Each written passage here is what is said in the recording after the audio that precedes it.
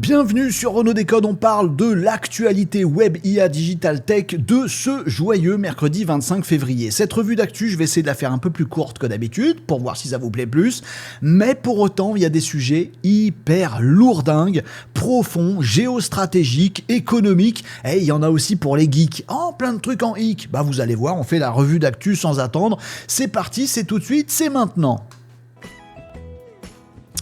Et je vais commencer direct avec ceci. Qu'est-ce que c'est ? Qu'est-ce qu'il va nous montrer ?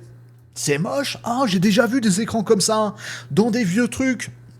Genre des vieux films des années 80, ou dans des vieux centres financiers ou logistiques, de la programmation comme ça, avec des écrans tout verts ou tout orange, on a déjà vu ça, ça s'appelle du COBOL. Oui, pourquoi tu nous en parles à la une de l'actu aujourd'hui, Renaud, du COBOL ? Parce qu'il vient de se passer une dinguerie. Ce qui vient de se passer, c'est que Anthropic, la boîte qui fabrique Claude, l'intelligence artificielle vachement professionnelle, qui est capable de faire des tas de dingueries, aussi bien que les humains, Claude a sorti un petit papier, voilà, un petit retour d'études de ce que savait faire Claude, voilà. Et dedans, ils ont parlé de COBOL, voilà. Et qu'est-ce qui s'est passé ? Un crack. Un crash, une chute boursière, je sais pas comment ça s'appelle, je peux vous le montrer. Voilà, ce qui s'est passé, c'est ça. Vous voyez le truc là, la courbe en rouge ? Ça c'était des sous, et puis après... l'annonce, la petite sortie de Anthropic, ça c'est les sous qui restent à la fin. Une chute monumentale. 13% de baisse chez un acteur qui n'est pas n'importe qui est quand même ancré les deux pieds dans le béton depuis des décennies, qui est IBM. IBM vient de voir disparaître, évaporer 31 milliards de dollars. Pourquoi ? Parce que simplement Anthropic a sorti ce petit papier. Anthropic sort ce papier où il nous parle de ces trucs tout pourris de code que plus personne n'utilise. C'est faux. Qui c'est qui utilise encore ? Des systèmes boursiers, des systèmes financiers, des systèmes logistiques, des systèmes de commande, des mainframes, des gros systèmes informatiques qui ont été inventés il y a des décennies, qui ont été écrits en COBOL, et comme plus personne ne sait maintenir le COBOL, enfin si, encore des gens, mais c'est des vieux, des experts, etc., c'est IBM et c'est quelques grosses sociétés de services qui maintiennent ces gros systèmes de gestion bancaires, financiers, qui sont hyper importants pour notre vie de tous les jours. Et ça reste du COBOL. Et si un jour tu veux réécrire tous ces programmes en COBOL, ils sont écrits d'une telle façon, avec des appels dans tous les sens, avec des millions de lignes de code, et en plus elles sont structurées, tu peux pas en rajouter, il faut tout comprendre d'un coup, c'est un enfer pour comprendre un code COBOL. Donc pour le réécrire en langage moderne, c'est des projets de 3 ans, de 5 ans, de 10 ans. C'est incroyable ce truc. Et ça fait également les choux gras d'IBM, qui est quand même expert spécialiste de la maintenance de ces gros systèmes mainframe écrits en COBOL. Et pourquoi tout vient de flancher ? Parce que Anthropic vient de dire, tiens, dans sa petite étude que vous avez vue à l'instant, nous on se rend compte que notre dernier Claude Code, en fait il est capable de gérer du COBOL et de faire de la retranscription, comprendre tout un gros programme COBOL et de le réécrire comme il faut. Ah bon ? Mais ça, c'est pas la poule aux œufs d'or d'IBM ? Si. Du coup, en quelques heures, blum, la chute monumentale que vous avez vue. Les amis, depuis un moment, on entend des bruits qui nous disent l'IA est une bulle. Alors, les gens qui fabriquent des trucs IA washing en disant il y a de l'IA dans mon produit, donc achetez-en. Voilà, ça, c'est de la bulle parce que c'est mettre de la valeur alors que c'est pas vraiment pragmatique dans les fonctionnalités d'un logiciel, et juste de dire il y a de l'IA maintenant dans mon service ou dans mon logiciel, je vois pas pourquoi ça lui ferait prendre plus de valeur marchande en bourse. Ça, on est d'accord, c'est un côté bulle qui va exploser parce que tous les grands éditeurs d'IA vont se mettre à faire les mêmes choses que ces éditeurs d'outils là, et puis ça va exploser, mais pas du côté de l'IA, du côté de ces services qui sont pimpins. De l'autre côté, on nous dit non, c'est l'IA qui est une bulle parce qu'en fait ça sert à rien. Si, t'as vu le papier là pour le coup, pour ces trucs là, ça sert à quelque chose, et puis ça brasse beaucoup de pognon derrière. En fait, l'IA, c'est pas tant une bulle, c'est une épingle qui fait péter les bulles des autres. IBM a toujours vécu sur le COBOL comme ça, fait des tas d'argent, a des projets très très longs et emploie des tas de gens super experts et bien payés pour gérer du mainframe et du COBOL. Les amis, Claude arrive et du coup, il faut beaucoup moins de temps pour faire un projet COBOL. Il y a des IA qui permettent d'économiser des gens. On va pouvoir virer des gens et faire des économies. Et du coup, le tas d'or virtuel sur lequel est assis IBM, il perd de la valeur. Ça, c'est une bulle. Là, pour le coup, c'est IBM qui a bullé. C'est pas Anthropic. sur juste un papier d'Anthropic, IBM a perdu 30 milliards de dollars. Et ça, c'est qu'un exemple, les amis. Je vous en citerai d'autres vite fait, notamment sur toute la partie sécurité. Parce que pareil, Anthropic nous a sorti un autre papier. Ça, c'était sur celui de COBOL. Bam, perte d'action de tout ce qui est lié à COBOL.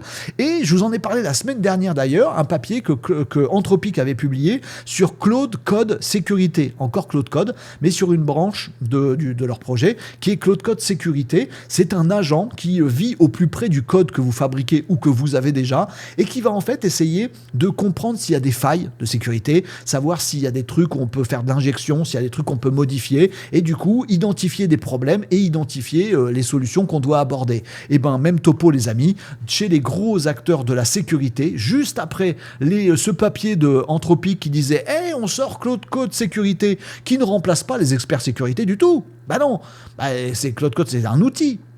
On a toujours besoin d'avoir une équipe sécurité qui sait qu'est-ce qu'on va regarder avec Claude Code Sécurité, qu'est-ce qu'on ne doit pas regarder, comment on prend ce que nous dit Claude Code Sécurité. Il faut quand même un chef au-dessus. Oui, mais tous les exécutants en dessous, maintenant, c'est Claude Code Sécurité. Donc, qu'est-ce qui se passe ?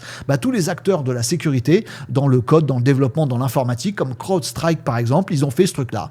Anthropic sort un papier sur Claude Code Sécurité, voilà, bloom, la grosse chute. Et puis ça, le week-end passe, et ceux qui s'étaient pas rendus compte le vendredi soir que c'était un game changer, et rebloom pour définitivement accentuer le truc. Je parle de CrowdStrike ici, parce que c'est un acteur de la sécurité majeur et que la chute est majeure, mais vous pourrez aller regarder les cours de bourse de Cloudflare, d'autres acteurs de la sécurité, et vous verrez que c'est un petit peu le même topo. Ce truc doit vous ancrer une idée dans la tête.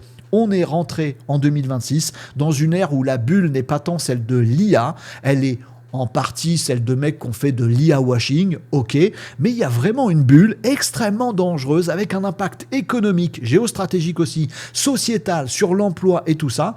Et en fait, dans ce système-là qui explose un petit peu partout, l'IA n'est pas la bulle, elle est l'épingle qui fait péter des systèmes et des marchés qu'on connaît depuis des décennies. Oui, c'est une révolution et il faut qu'on en prenne de la graine, il faut que maintenant on voit venir les prochains pour ne pas enchaîner crash après crash en bourse et dans la vraie vie. Je dis ça, vous me dites en commentaire ce que vous en pensez. Allez, une petite affaire qui va vous faire saliver et elle concerne DeepSeek. Mais si vous savez, cette start-up chinoise qui a beaucoup défrayé la chronique, on en a parlé très très régulièrement sur Renault Décode ces derniers mois, notamment avec les derniers modèles qui sont apparus chez DeepSeek. Donc c'est une start-up chinoise qui en plus est assez opaque. C'est-à-dire qu'ils sont pas très nombreux là-dedans. Ils font des modèles absolument dingos. Ils les font en mode chinoise, c'est-à-dire c'est en modèle souvent open source, voilà, gratuitement, vous pouvez y aller, ou sur API, mais ça coûte 10 fois moins cher que les modèles IA américains, et c'est quasiment au niveau. Et on se dit comment ils ont fait à si peu de monde pour développer des IA aussi performantes. Eh ben, moi je vous dis, dans quelques jours, à peine dans quelques semaines, vont sortir de nouveaux modèles DeepSeek qui, à mon avis, vont plier le game. Pourquoi je vous dis ça ? Parce que je vois tout le monde flipper. Je vois OpenAI qui flippe, je vois Anthropic qui super flippe, et je vois Google qui super flippe également. Le verbe super flipper n'existant pas dans le dictionnaire, je le bafouille, mais vous m'avez compris. Ils sont tous là, les géants, notamment Anthropic, en train de nous dire des dingueries au sujet du fait qu'il y a des Chinois dans différentes startups, dont DeepSeek, on ne le dit pas, mais on les a dans le viseur, qui sont en train de nous pirater depuis des mois et des mois. OpenAI a fait les mêmes sorties, Gemini a fait les mêmes sorties, je vous en ai parlé dans de précédentes revues d'actu, et Anthropic maintenant s'y met. Mais des attaques d'ampleur massive, des centaines de milliers de requêtes, 16 millions d'interactions faites par des faux comptes qui ont interrogé en direct les modèles de chez Anthropic. Pourquoi ? Pour retirer tout le savoir-faire aussi des modèles d'Anthropic, comment ils font pour lancer la réflexion, pour l'organiser, qu'est-ce qu'ils répondent, machin comme ça. Pourquoi ils repompent tout Anthropic, ces zouzous qui sont pour la plupart chinois, même s'ils passent par des proxys, voilà, parce que ça on sait pas qui c'est, mais Anthropic a eu l'œil, Gemini et OpenAI également ont fait les mêmes alertes alors qu'ils sont tout à fait concurrents, ils disent non, on nous pirate, pourquoi ? Parce qu'en fait ces attaques-là, ces requêtes-là, elles servent sûrement à entraîner des modèles de ces gens qui lancent ces interactions avec nos modèles. Comme si notre modèle à nous qu'on vend, voilà, il devient le prof de modèles élèves qui vont sortir demain. Et tous les géants des États-Unis sont en train de dire, ça fait des mois qu'on nous pirate, à mon avis, c'est du DeepSeek. Ce qui voudrait dire que dans quelques temps, DeepSeek va sortir de nouveaux modèles qui vont plier le game, qui seront beaucoup moins chers, qui seront tout aussi performants, voire, vu comment ça s'agite et comment tout le monde attaque DeepSeek en ce moment, les géants, bah peut-être que ça les fait flipper et qu'ils ont peut-être déjà des informations sur le fait que les futurs modèles de DeepSeek seront bien performants. On va voir, on va rester à l'affût de tout ça. On va rester aussi à l'affût de essayer de comprendre comment DeepSeek fait pour faire des modèles aussi puissants. Certes, en attaquant les modèles américains, mais après tout, ah, pardon, les modèles américains, les modèles français aussi, je dis ça, je dis rien, ils ont quand même pillé des contenus pour entraîner leurs IA. Alors là, faut rien dire. Puis quand eux, ils se font piller pour entraîner, pour entraîner des IA, ils râlent. Bon, bah, c'est l'arroseur arrosé. Ouais, enfin, c'est un peu Far West cette idée. Bon, il y a ça. Et puis, il y a le côté aussi où DeepSeek nous avait fait des sorties, notamment pour ses derniers modèles de réflexion, en disant, bon, on l'a entraîné avec très très peu de GPU. Bah, comment vous avez fait? Oh, ça n'a rien coûté pour nous. Vous mettez des milliards, nous, on a mis très peu, on a fait un modèle super. Oh, ça énerve tout le monde, ce truc-là. Bon, eh ben, il y a une petite affaire dans l'affaire, qui serait que les futurs et les actuels modèles de chez DeepSeek soient entraînés sur des GPU NVIDIA Blackwell. Vous allez me dire, oui, qu'est-ce qu'on en a carré de tes trucs techniques? Ben, c'est juste que ces puces, ces GPU NVIDIA Blackwell, ils sont interdits. Ils sont fabriqués par les États-Unis, NVIDIA, et ils sont pas vendus en Chine. Ouais, c'est interdit de les vendre aux Chinois. Ben, apparemment, ils ont fait un stock. Ils ont un peu tracé les trucs, et il semblerait qu'ils aient fait des data centers entiers en Chine, en Mongolie inférieure, si je me souviens bien, des gros data centers avec plein de GPU NVIDIA Blackwell qu'ils auraient achetés. Ils auraient fait des stocks un peu secrets par des proxys, etc. Ils auraient acheté plein de puces, et en fait quand il y a des contrôles, hop, ils changent tous les serveurs du data center et mettent d'autres GPU, et du coup on n'y voit que dalle, et après hop, ils rouvrent les caisses et ils remettent les GPU Nvidia Blackwell. C'est un peu romancé ce que je vous raconte, mais il y a de ça là-dedans. Bref, c'est du piratage et du piratage, mais en même temps pirater des pirates. Vous allez me dire en commentaire ce que vous en pensez. En tout cas, on va surveiller sérieusement de très très près le futur DeepSeek, les futurs modèles de chez DeepSeek, parce que vu comment ça fait flipper toute la planète, ils s'annoncent pour être absolument merveilleux, et rapide, et moins cher, et bien entraîné, etc., etc. Et bien peut-être que la Chine, au prochain coup, va prendre le lead de la bataille de l'intelligence artificielle mondiale. Je sais pas, restez accrochés à tout ça. Bon les amis, il faut que je vous parle d'un truc de geek. Oh non, on n'aime pas trop. Eh ben vous avez tort.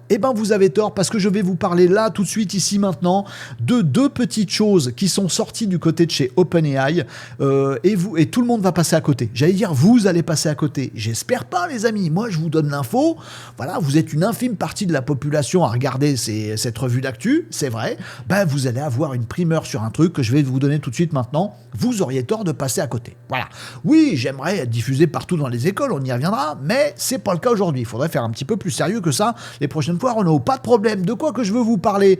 De l'API, je sais pas comment le dire, l'API la plus sous-cotée du monde de l'intelligence artificielle, selon moi. Le truc que personne n'utilise, qui est pourtant absolument dingo, absolument bluffant, qui a des domaines d'application qui sont dingues et qui sont vraiment game changer, et qui en plus sont des modèles d'IA qui fonctionnent très différemment des autres modèles d'IA qu'on connaît, que ce soit chez OpenAI, chez Anthropic, chez Gemini et chez les autres. J'ai nommé, les amis, l'API GPT Real Time. Nouvelle version pour Real Time, ça veut dire temps réel, on l'aura compris. Real Time 1.5 vient de sortir. Alors moi je l'ai mise à jour, j'ai mon petit assistant vocal que vous entendez parfois dans les lives de Renaud Décode, c'est tous les lundis midi, mercredi midi, vendredi midi, venez-y.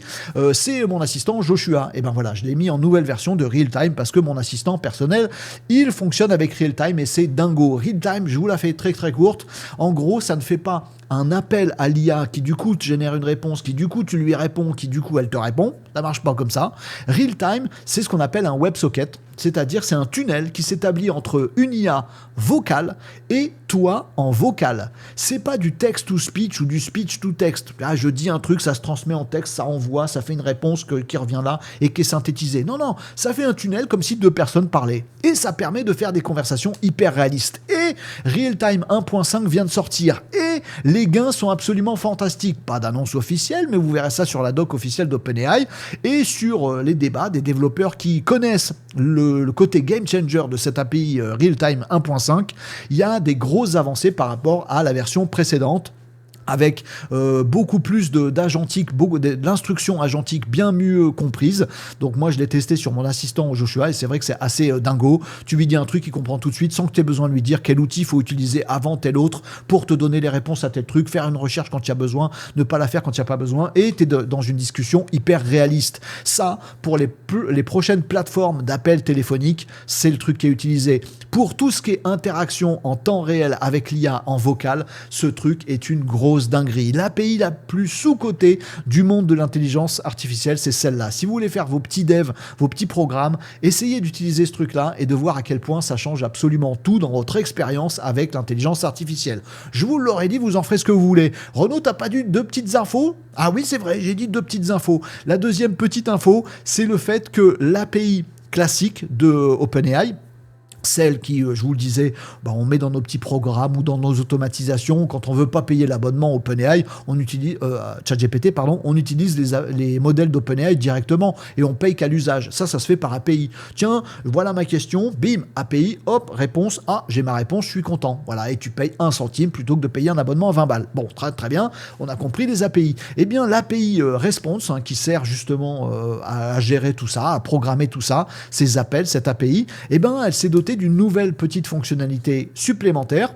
Et elle fait écho à l'actu que je vous ai donné juste avant sur Realtime. Cette fonctionnalité supplémentaire, c'est le WebSocket. En fait, le fait que vous allez pouvoir interroger les modèles d'OpenAI, mais qu'en plus, ces modèles-là, ils vont s'ouvrir avec justement ce petit tunnel qui reste ouvert tout le temps, ce fameux WebSocket. Ça veut dire quoi ? Ça veut dire que si l'IA, pour vous répondre, elle a besoin de faire plein de petits trucs, aller chercher des informations dans votre base de données, aller interroger le web, faire ceci, faire cela, tic-tac, tuk-tuk-tuk, regarder dans vos mails et puis rouvrir un machin, etc.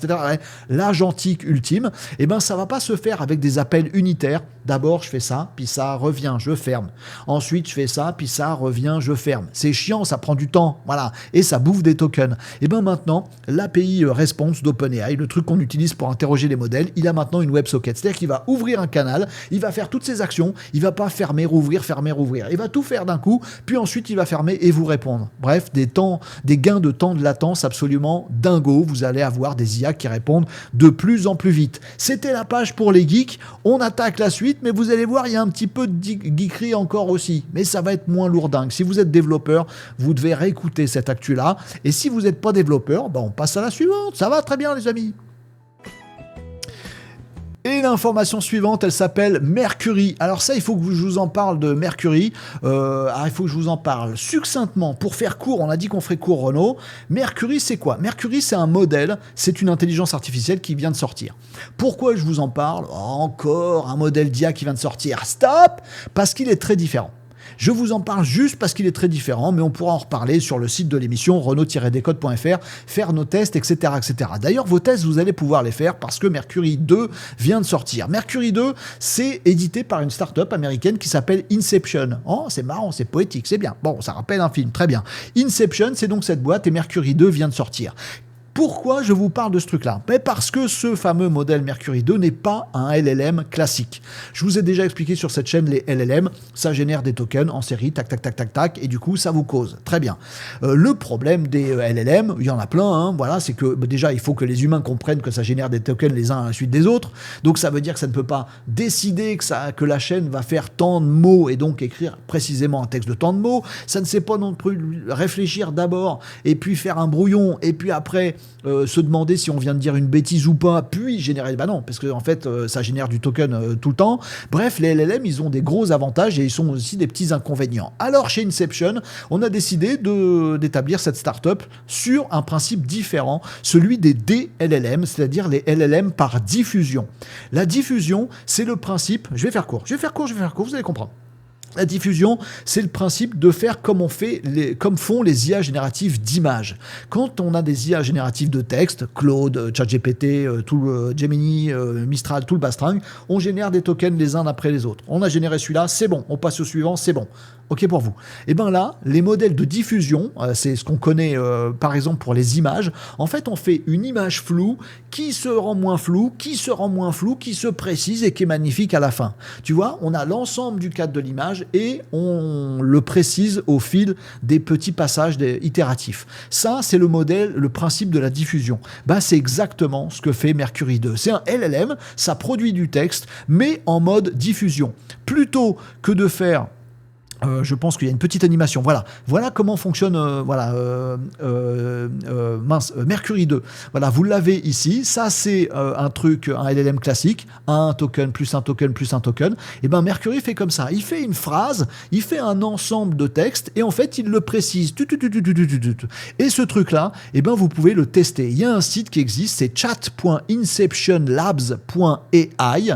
Vous allez le trouver facilement. Vous pouvez même activer une petite coche ici qui s'appelle Diffusion Effect où en fait il vous montre la génération du texte par diffusion. On va le faire ensemble, ça va me permettre de vous montrer plutôt que de vous expliquer longuement et ça va aller plus vite. Fais-moi un essai sur la chute du mur de Berlin. J'avais fait des fautes, c'est pas grave et vous allez voir le truc se faire normalement sous vos petits yeux. Vous voyez ?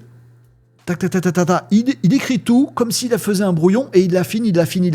Il n'a pas généré token par token. Et ça, les amis, ça pourrait bien être le game changer des LLM et des IA sur 2026. Google travaille sur des trucs comme ça, mais là, c'est cette petite boîte, cette startup, avec costaud quand même, Inception, qui sort Mercury 2.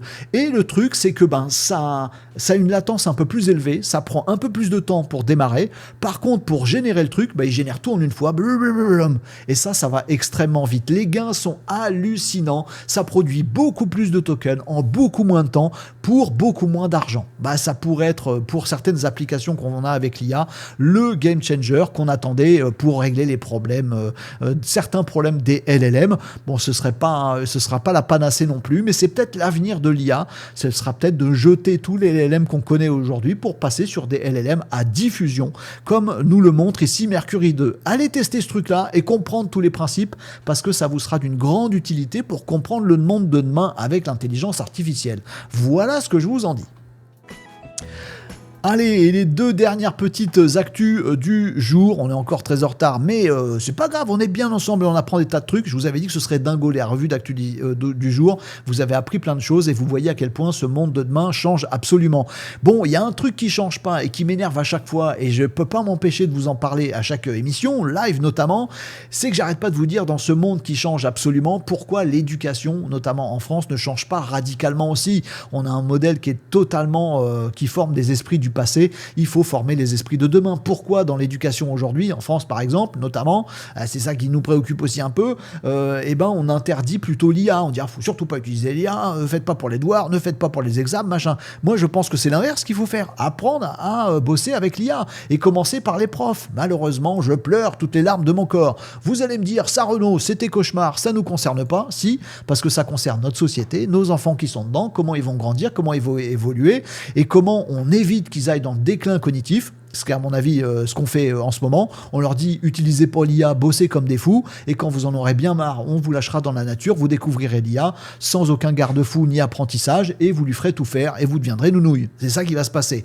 Et bien, il y a d'autres pays qui font l'inverse, comme certains pays asiatiques ou des pays nordiques qui ont compris qu'il fallait intégrer l'IA dans l'école, à commencer par les profs. Et ben là, c'est le géant américain Google qui sort l'artillerie lourde. Et c'est dommage. Je me dis, mais pourquoi on n'a pas fait ça nous avant? J'aurais dû le faire en partenariat avec Mistral. Arthur Mensch, si tu me regardes, vas-y, on n'a qu'à faire ça nous aussi pour la France. Gemini, Google est donc en train de rendre disponible pour 6 millions d'enseignants américains dans toutes les catégories. Petite école, l'équivalent du collège, du lycée, jusqu'à l'université. Ils ciblent les profs pour leur refiler des formations IA. Attention, pas des formations à l'utilisation de l'IA. Pas ça du tout. Pour ça, il y a Renaud Descotes, c'est bon, tout ce qu'il faut. Bon, non, pas pour les former à l'IA. Pour les former au futur métier de professeur, d'instituteur. Voilà, vous voyez ce que je veux dire? Ils vont former des enseignants à changer leur métier, leur façon de faire, quel que soit leur âge. Les enseignants ne vont pas retourner à l'école, mais il faut qu'ils se mettent à l'IA. Ils peuvent compter sur Google, qui du coup place son Gemini absolument partout, et ils vont leur expliquer comment faire des choses pédagogiquement différemment avec Gemini et avec Notebook LM. C'est notamment les deux gros outils qu'ils mettent en avant dans la logique Google. Et c'est un très très bon move, parce que des enseignants vont pouvoir se dire, ah tiens, je me rends compte maintenant que je pourrais utiliser l'IA pour, par exemple, analyser le quiz que je viens de faire dans ma classe et automatiquement, ça va adapter mon plan de cours que je vais faire après. Bah pas con, on remplace pas le prof, on le rend vachement meilleur. Tiens, je me rends compte qu'avec Notebook LM, je vais pouvoir sortir une carte mentale du cours que je suis en train d'expliquer, parce qu'il y a des mômes qui comprennent mieux avec une carte mentale, un schéma ou des slides avec Notebook LM, parce qu'il y a des gens qui comprennent mieux comme ça, un podcast audio, parce qu'il y a des étudiants qui retiennent mieux comme ça, et je vais pouvoir, avec l'IA, leur proposer des tas de trucs. Pareil, je deviens un prof nouvelle génération, un prof augmenté qui fait encore mieux son boulot. Et puis en dehors des cours, je vais savoir, moi en tant que prof, que je peux utiliser un Gemini pour faire prof particulier d'un élève en difficulté, particulièrement sur tel truc. Je vais lui dire, tiens, parle de basket, c'est ta passion ce soir avec cet outil-là, et tu vas voir que tu vas apprendre les maths, les courbes et la trigonométrie. Ah bon? Ben oui. Voilà, cours particulier avec l'IA délégué par le prof. Toutes ces nouvelles pédagogies, ces nouvelles façons d'enseigner, Google a décidé de prendre les devants et d'offrir cette formation, non pas à l'IA, mais formation au métier d'enseignant en mode 2.0 à l'ère de l'IA, a décidé d'offrir tout ça à 6 millions d'enseignants américains. Les États-Unis vont franchir un cap sur ces prochaines générations, sur ces prochaines années, par rapport aux esprits qu'ils vont former. C'est un très bon move. Je regrette qu'on ne l'ait pas fait, avant et qu'on le fasse toujours pas. Je pose ça là, vous me direz en commentaire ce que vous en pensez. Et dernière actu, tech parce que j'aime bien, et visuel parce que j'aime bien, et je vais vous régaler avec des robots. Oh, je vais vous en parler tout de suite les amis. Oh oui, des robots chiens, oh, on les aime bien ceux-là. Attends, ça se passe où?